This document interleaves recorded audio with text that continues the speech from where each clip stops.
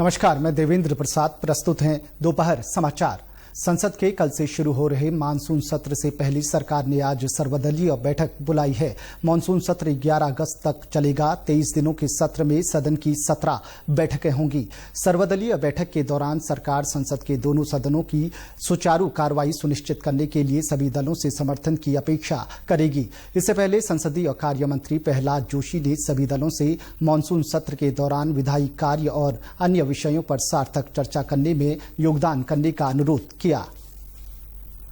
Bharatiya Janata party के वरिष्ठ नेता और प्रधानमंत्री नरेंद्र मोदी ने कहा है कि समाज के सभी वर्गों को राष्ट्रीय जनतांत्रिक गठबंधन पर पूरा भरोसा है। उन्होंने कहा कि गठबंधन ने अपनी राजनीतिक यात्रा के 25 वर्ष पूरे कर लिए हैं और अगले 25 वर्षों में देश एक विकसित और आत्मनिर्भर राष्ट्र बनने का लक्ष्य हासिल करने के लिए प्रयासरत है।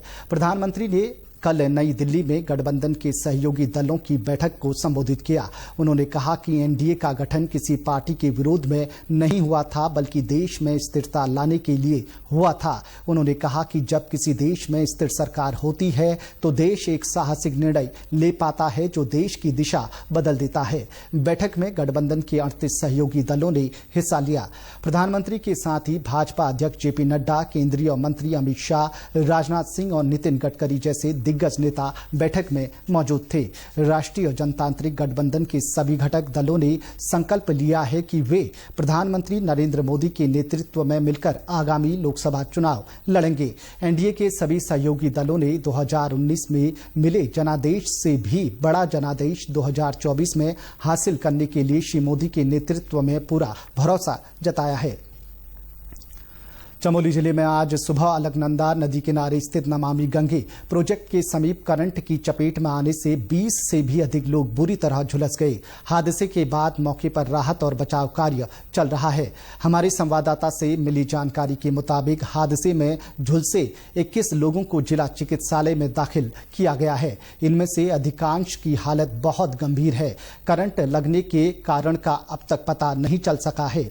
गंभीर रूप से झुलसे लोगों को हेली एम्बुलेंस से हायर सेंटर रेफर किए जाने की तैयारी है।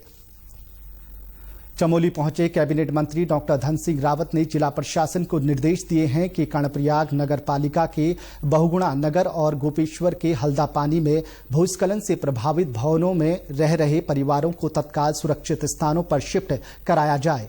जिले के प्रभारी मंत्री ने चमोली में मानसून अवधि के दौरान आपदा प्रबंधन तैयारियों को लेकर समीक्षा बैठक ली।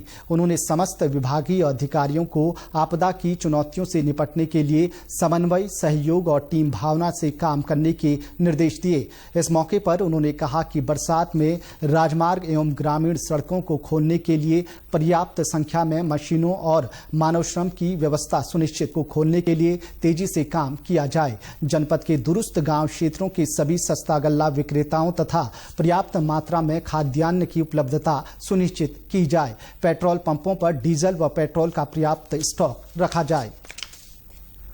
कैबिनेट मंत्री सतपाल महाराज ने हरिद्वार के जलभराव से प्रभावित कई इलाकों का दौरा किया। उन्होंने हरिद्वार में भीमगोड़ा बैराज का निरीक्षण भी किया। इस मौके पर उन्होंने कहा कि भीमगोड़ा बैराज के गेट टूटने से किसी प्रकार का कोई खतरा नहीं है। बरसात होने के साथ साथ पानी की निकासी लगातार हो रही है। गेट को ठीक करने के लिए उन्होंने उत्तर प्रदेश के जल शक्ति एवं बाढ़ नियंत्रण मंत्री स्वतंत्र देव सिंह से भी बात की है। उन्होंने कहा कि मानसून अवधि में हो रही भारी वर्षा के कारण अभी तक 274 मार्ग बंद थे, जिसमें से 37 मार्ग खोले जा चुके हैं तथा शेष 237 मार्गों को खोलने का कार्य तेजी से चल रहा है।